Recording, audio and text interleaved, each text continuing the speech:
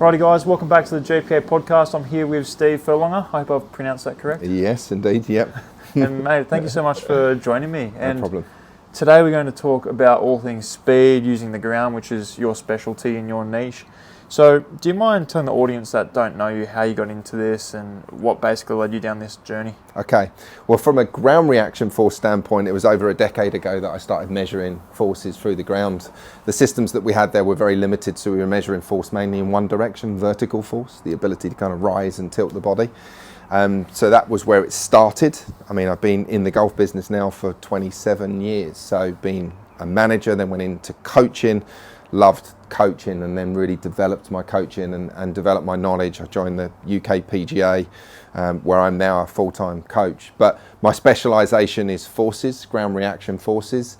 You know, back to that kind of what is helping the golfer move in a way that's not going to not just only produce speed, but produce kind of consistency and function to actually get club on ball. Because talk about speed, it's nice getting faster, but if it's just club speed and it doesn't go into ball speed, it could be a waste of speed and it could become very inefficient. So my journey now, where I am, I work with a lot. I'm fortunate. I work with some tour players. I work with long drivers, but I work with amateur golfers, recreational golfers, helping them understand foot action, resultant ground reaction, Newton's third law, and that energy in the body that helps them move. Lovely, and that's a very specific area of golf training and golf coaching as well. So what made you go down that rabbit hole? Because that's a very, I guess it's a small area, but it does relate to a lot of the golf swing too, doesn't it? Yeah, true. So I was very much, as a player and as a good player, good elite player, that I was very much had to quantify and measure everything. If a pro videoed it, it was fine, they would show me it, but then I would say how much and when.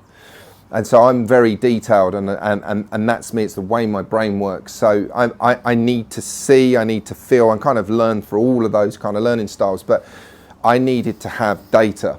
So then, as a coach, I wanted to ensure that my golfer had the right information. Not that I can't use just video on its own. We've used video since the beginning of time. It was just having something to quantify, and this is where launch monitors were so good in the invention of Flight Scope, TrackMan, and Foresight now with the key sort of the big three of the launch monitors, and we've got many others now on the market.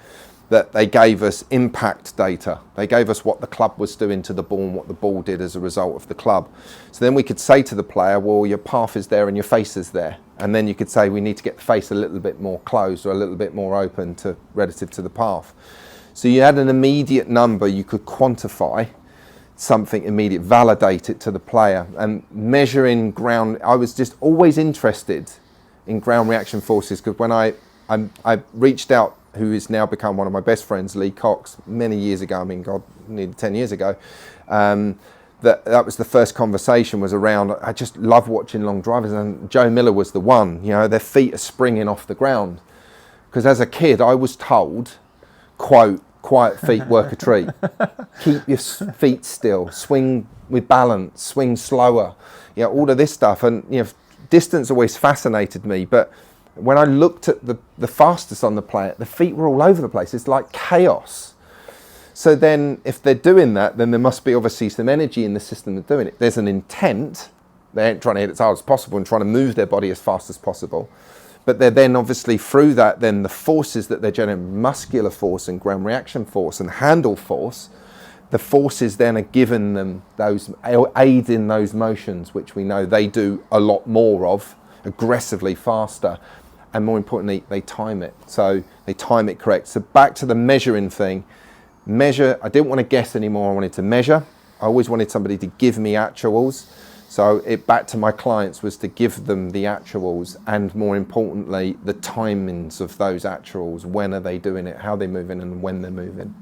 I love that. And I guess if you can say objectively that's what it is, you can't really argue it. And I imagine you work with some clients online as well? I do, yep. So I work on Skillest platform as well as individual clients, and have done for many years. I mean, COVID put us in a position where online grew overnight, right? We're all into your business, no doubt. You know, you're more physical, hands-on, but from our perspective, anything that was, at one point, we had everybody in the world was in their garden, you know, with their bed sheets over their washing lines, or with their makeshift nets, or their towels over the back of the chair, right? Hitting balls or foam balls or plastic balls into these makeshift targets. That all of a sudden there was this, you know, everyone was at home, wanted to have a lesson, and it became the new life. The new way was not in person anymore, it was online. So that helped me off the back of, it was COVID really that triggered me to do more online, but also to actually help educate coaches, because I had a lot of information that I had gathered for the, you know, near the best part of a decade that I was doing it. I had so much information I wanted to share, and also I had some breakthrough information that people hadn't seen before, because we'd been measuring vertical forces for so long. The ability to kind of rise and tilt your body is all based around vertical force, that actually there were other forces, they're lateral forces that give you the sway force and the tilt ability. And then there's anterior, posterior, so toe, heel, toe forces. So if I was to push my hands, like almost opening a bottle of Coke, there's a force in this direction, and then counter, there's a force in the other direction. Our feet are pushing this way, you know, if I do that towards the camera, if I was on an ice rink and I move my skates like that, that's towards and away from the ball force. We call it anterior posterior force. That helps me turn, okay? It also causes a thrust as well, so it manages my thrust, it gets my thrust of my body in the right direction, but equally the turn.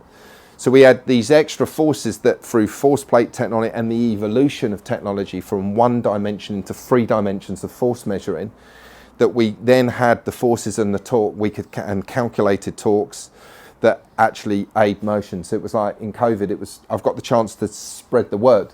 And a lot of my stuff, as you'd see on channel and socials, went viral in that time when I was releasing a lot of quite breakthrough information from a system that I was using at the time, which I still regard as, you know, a great system. But there's many measuring systems now on the market that are doing a great job producing technology at certain price points to help people measure ground reaction forces. And so if someone works with you online, then I imagine obviously the setup you got here is brilliant. You've got motion to coach here, flight scope. What information do they give you to dictate some of their development? Yeah, so I've actually just switched technology. I'm moving on to, because I'm going to go more from a mobile perspective because of my move, I'm going to be moving away from the big force plate system and going more into mobile force plate systems. So I'm looking at using smart to move at the moment, so as a measuring system. So online coaching, I would always say nothing beats going to your local pro, any set of force plates, getting some 3D ground reaction force data if you can, and then I'll help decode that data. That pro will have their opinion and give you what they see, and tell you what they would feel they need to work on with you to improve, and I would give you my information on that and my feedback from that data. So if you can, if you can't, we can still do it in a very basic way. I mean, my eyeballs are, looking at a swing, I'm pretty good at guessing when the ground reaction forces had been peaked. So from timings, I can see when the pelvis rises just from good quality video. So generally there's a force that's triggered that. So then I'd know when you're peaking those vertical forces. And then obviously the ability to tilt, so seeing when the rise of that left leg is happening. So that's the left foot force. Laterals, you'll start to see some golfers moving off and then moving back. So lateral forces will help with the sways and the pelvis, how the pelvis recenters. So through visual, if somebody sent me good quality video, and I always ask for good views, you've got a face-on view and a down-the-line view. If I get good quality video, I'm good at kind of putting a very good, educated guess to what's happening and can help players move better. But if nothing will beat going to your local pro who has a set of force plates, and all of them are brilliant systems out there. As I say, I'm just switching over to a new system myself. There's many good systems. Go get measured, don't guess it, and then I help you understand and give you drills to improve those forces and their timings. Okay. And for the people that are listening as well, they might not understand how ground force translates into club speed. Yep. Can we dig into that a little bit from however you'd like to target it, and you can go as nerdy as you like here too. Yeah. Okay. So ultimately we want to create force on the handle. Okay. If I can force the handle okay, in a way that's in the direction of where my hands are traveling. And then I can get my hands at the speed, the handle at the speed at the right time. I can then begin to create torque and rotation about the handle to make the head go faster impact. Okay. So not a lot of people understand or even know, and I ask this question when I do speed camps and speed classes, when should the hands be at their fastest? And a lot of people, I give them 3 options. Is it before impact around hip high before? Is it at impact, B, or is it post impact? You find generally about 50% will say the hands need to be at peak speed at impact. Well, actually, it's before impact. Okay. The hands need to be, so the forces that you've applied to the handle need to be applied early enough. So then the ground reaction forces, that the energy up through the body that's going to help you apply force to the handle and get your body to rotate. And rotation with tilts, side tilts and bends is, our body moves in 3 different angles, right? That angular work that we're doing for our body is that side tilt, bend and turn, that we've got to go from being tilted and turned away from the golf ball and left shoulder, lead shoulder down, to actually turning back toward the golf ball and bringing the right shoulder down. And our spine's gone from being flexed over primarily from the hips, but still some flex from the mid-spine, to being mid-spine 0 straight, side tilted. And then we've got to switch that back. We've got to put it back in bend and then put it into the side tilt. So the ground reaction forces ultimately are the key to unlocking that energy that's going to come up and influencing the major segment, which is the pelvis. So we need it done early enough. And that's what I'd say the biggest difference I've seen from the data that I've gathered over the years is that a good player, and even the fastest player, so we take tall player, then fastest long driver, and then compare it to, average recreational golfer or even beginner.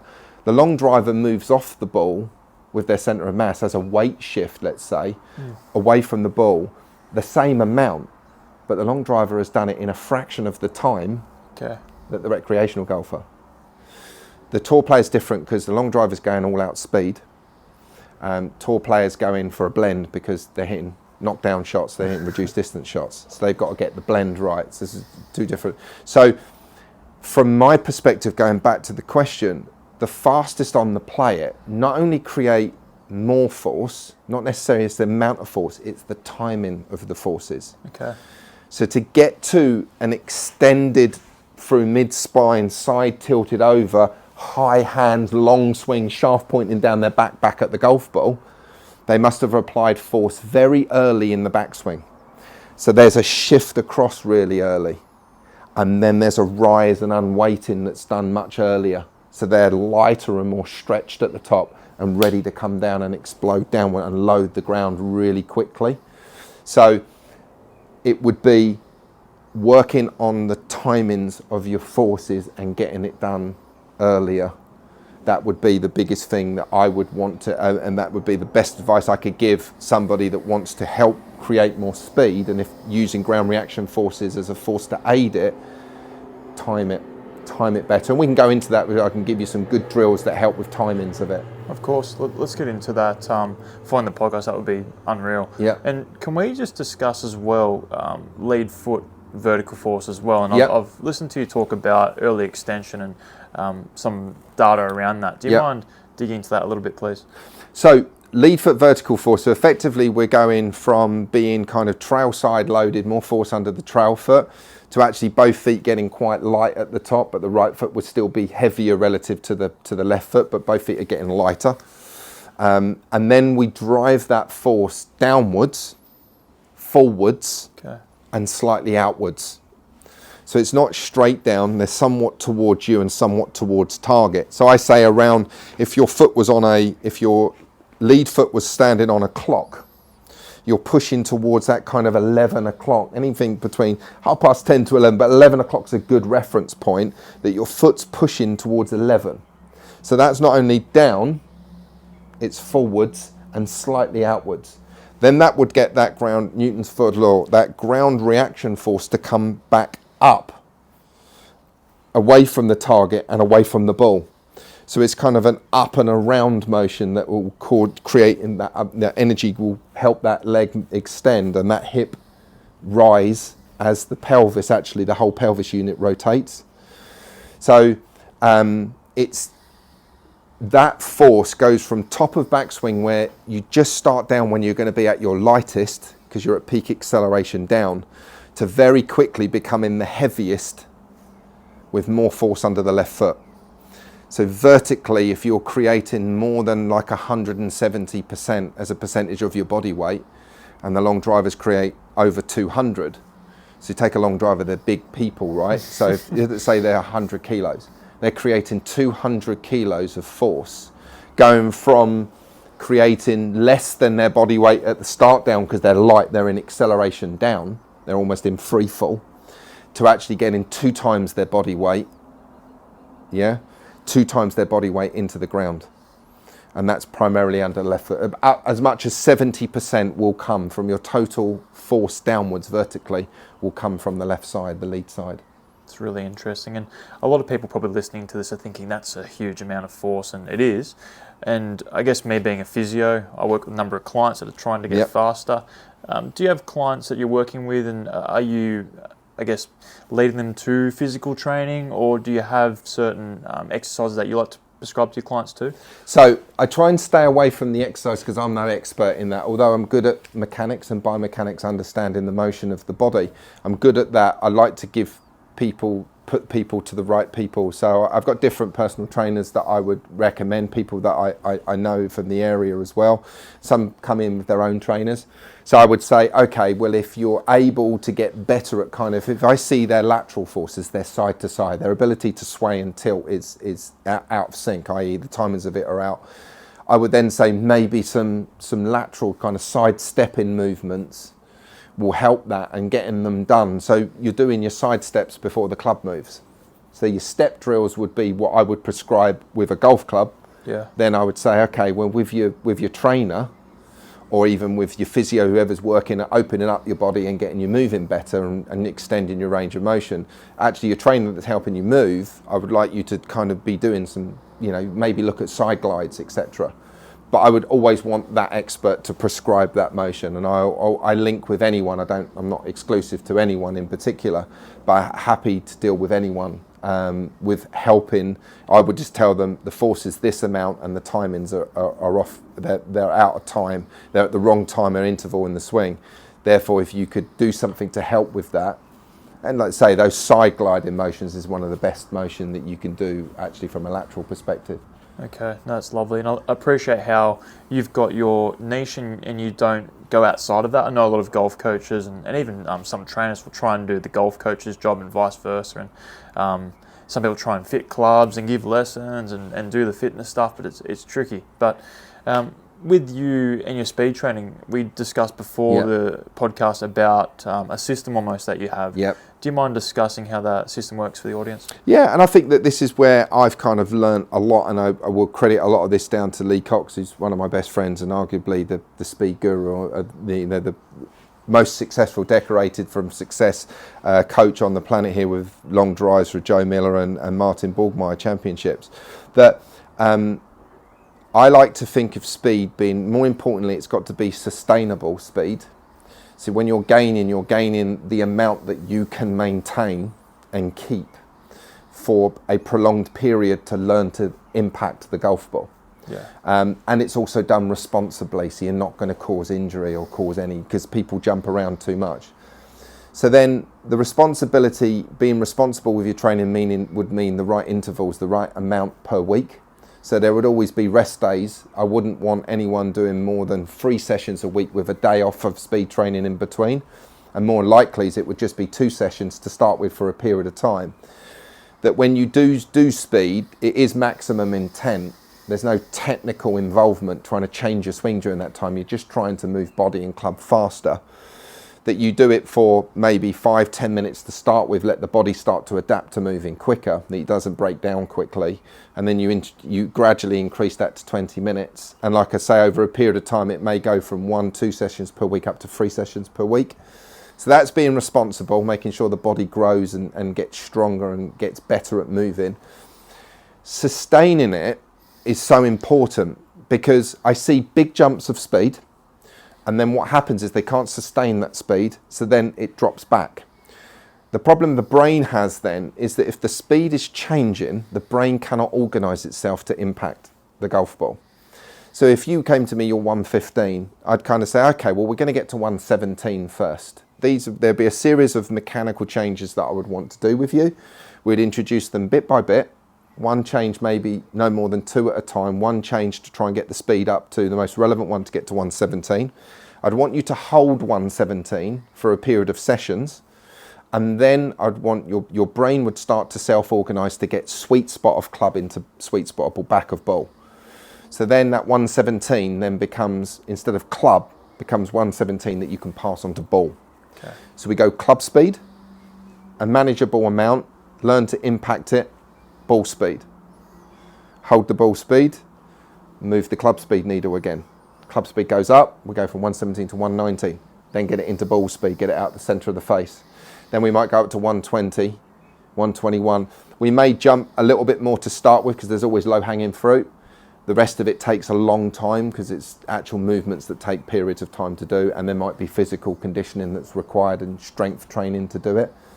But it's going bite-sized amounts, and most importantly, getting that club, holding its speed and getting it into ball speed, so getting the centre face contact. So then it's efficient speed. Love that. And that's so important because I see a number of clients and they think, I'll get this extra 5 miles, I'll take it onto the golf course, and correct. And I say to them, look, we're not trying to swing 100% in the golf course. You still need to hit a decent amount of fairways. I tell them, I'm not sure if you're the same, but I just want their speed to organically lift. Yep. So their new normal is a higher baseline. So you see long drivers that train, and we see them watching on social media, train much faster than they grid when they're actually competing on the grid. So, and that's then what they do is they hold those speeds, they learn to get ball contact, and then train hard, play easy. Yes. So they learn, the brain self-organizes neurologically, the brain wires and fires the muscles and moves the limbs at the right time to get club into ball, to turn that into ball speed. So when they go and compete, they're actually doing it at a slower speed. So there's this, should we say, almost window or buffer of speed. There's top speed, and then there's game speed, and then this buffer that we speed train. And what actually happens is when we move the ceiling of top speed, the buffer doesn't get bigger. The game speed tends to go up with it. But we want to kind of stretch a bit of a buffer, so there is a difference, but then we want to grow it. So the reason why they slow down on the golf course is that when you're speed training, you haven't brought any targets into play. Yeah? And you should really speed train, not only maximum intent, but you should do it into a net. Yes. So you don't see where the ball goes. Because the human, when it sees the golf ball, then has an emotional reaction to the golf ball. And when it sees a bad flying golf ball, we're all the same. Oh my God, I've lost it. I can't play. I can't play tomorrow with my mates like that, right?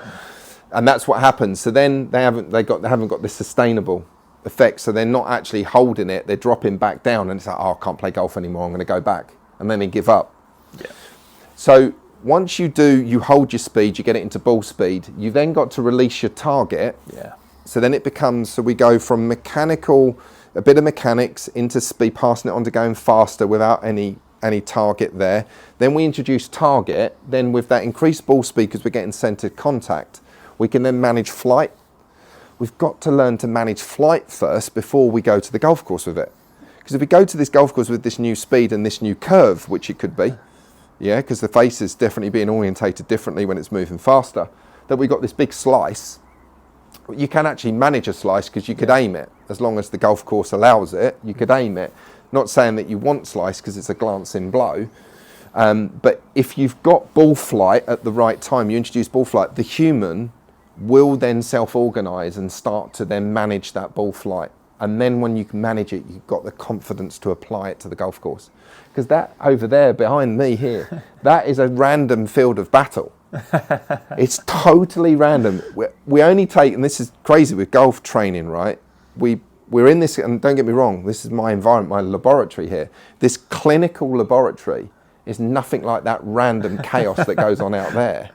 So we're training, actually, if we do 2 in a row, we're actually training hitting the ball out of bounds. Because that's the only time we put the ball roughly in the same spot as we've just hit it from. But we're doing that for 50, 100 balls during a session. So we got to randomise targets, randomise clubs, but when it comes to driver, hit driver to a target. Once we've achieved the speeds of club and ball, we've held them, we then introduce the target and get used to controlling that ball flight and getting it back to target. So you start to hit some fairways, and then imagine playing on the golf course to certain fairways and have like these target games that test your accuracy in fairways in reg. And then you could go back to then introducing a bit more speed again, hold it, maintain it, ball speed, back to target training again. Yeah. So blending it the right way, doing enough, because this, I can't take the emphasis, the importance, as much as I love this, that's what the game of golf is about, finding that thing out there and getting it on the short stuff, or getting better at recovering the bad stuff. Correct. And Yeah. it's funny, I laugh because a client of mine, Magnus, we do Zoom sessions online and we're doing some speed training, and he was hitting every shot, and he was on a range, and he would turn, he would look at the ball flight, and I said, Magnus, like, stop looking at that, mate. So anyway, the feedback was, next session, I don't care where it goes, just hit it hard. Sends me a message, mate, I'm up 8 miles from last one. And I said, okay, that's not just by chance, that's because you're probably letting go. And almost what I'm hearing from you is when they're speed training, it's almost like you need to compartmentalize it. So you've got your speed training, you've got your accuracy. Yep, strike training, yep, and accuracy, yep. Yeah, is that correct? Yeah, absolutely. And the thing is, this is if during a speed session you go into the mechanics, there's not flow. Then you're not in the state of flow. Things are not moving freewheeling. You're not freestyling, so to speak. So you're going into and that's a mechanical session. Not that it's wrong, but stop your speed session and go into a mechanical session and complete the mechanical session. Do the mechanics that are advantageous for speed. Then then reorganise your speed training session again. So start, not necessarily then, do it the next day. So get the mechanics done that aid speed 100%. But when you do speed training, it must be 100% speed. Maximum intent, otherwise it's not speed training. It's mechanical training or outcome training. Yeah. That makes sense. I love that. And obviously around this topic of speed and ground forces, there's a lot of myths and misconceptions. Is there some common ones that you hear come up with your clients or just online that people often will say? So we've got quiet feet work a treat was my old myth. Not anymore though. So that was when I was a kid. I was taught by the pro who was teaching me at the time to keep my feet still, not let my feet move around. It's not really happening now. That probably would hurt Scotty Scheffler more than anything else, right? Keeping your feet still. So we're in and I think from a footwear, from what we knew, the footwear we had with metal spikes, with very rigid soles, shoes, soles, heels made of wood and soles of big thick leather. That I think that what we knew then is we were being taught what would have worked. But then we look at some of the greats with the left heel lift of Jack Nicklaus. The power that was generated from that heel lift and the heel planting down, he was definitely creating more force by doing that, and the leg work was very different in those players. So I think that when we went through this era of kind of maybe turning against resisted legs and keeping the flex in the right knee and turning against and all these things, that we've evolved that way, not that any of it was wrong, it's just what we knew then, is that I think that we've kind of some of the myths we've stopped now, and that myth was one of the biggest ones. Low and slow backswings. The fastest have got the fastest backswings. And I'd recommend an app called Tour Tempo, which basically in frames counts how many frames. The way it works is that they've done it in frames of backswing versus frames of forward swing, and the fastest have the quickest tempos. So you would need to find your tempo and refine your tempo and then learn on that app to then train to a slightly faster tempo, and that would give you a bit more speed. But you do need to, from a force on the handle and force through the ground and muscular force as well, you do need to create forces early. So if the hands and the club are moving faster on the way back, then there's got to be a force that's changing the direction, which then will allow you to get the hands to work really fast early downswing. And there's not this sudden blast of acceleration. Actually, you've got to apply force for a lot longer, over a longer period of time. So the low and slow myth, for me, got to park that one. If you're going to swing it faster, you got to swing it faster on the way back. Love it. They're the two main ones. So from a ground reaction force standpoint and from a handle standpoint, both ground forces and handle forces, there'd be the two myths. Love it. And obviously there's so many different speed drills you can do and different training aids. Is there maybe a few key ones that you'll typically use, or if people are listening to this, that they can try this week, this month, and get some speed? And also we'll caveat that with you need to maintain it. Yeah. We don't want that quick jump and then just cut it. Yep. What's some ones that you typically like? So if I was to take something that doesn't cost you anything, step drills are great. Okay. Stepping out with the trail foot before the club moves is a good drill.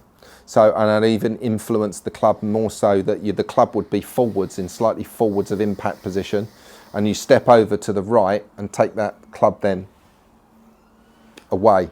So you step out very slightly. Importantly, that you step into the same place. Most people won't step, they step into different places every time. So it's put markers down. I use chalk. I've got chalk sticks, and I mark on the ground where my feet are, and I step in from my regular stance and step out to the same place, and then learn to get that step. And then instead of stepping, then I'd have that as a press on the ground. So I'd get like a training aid, like a force pedal. So it would start off with just stepping, and then I'd have something on the ground that I would want to kind of push and press. So the force pedal, a great training aid, is a very soft kind of almost silicon plastic half ball, quarter ball that's under would be on the ground, and you step on and push it. So stepping out's a good drill. And then if I did the next step would be stepping in. So step out to start the swing and step in to start the downswing. So then that would get the forces that would aid the movements and then help you move the club. So back to that force precedes motion. Force the ground to then help you move your body above the ground. Love it. So there you go, guys. Make sure to try that one. And mate, you've been so good with your time. You're very active on social media, which is awesome. A lot of free information out there for people to watch and listen to. So where do people find you, mate? So Instagram is at SF Golf Perform. A little bit quiet at the moment, but change of circumstances means that later on in the year things are going to be getting a bit more lively. I'm going to have a lot more time to dedicate to social media.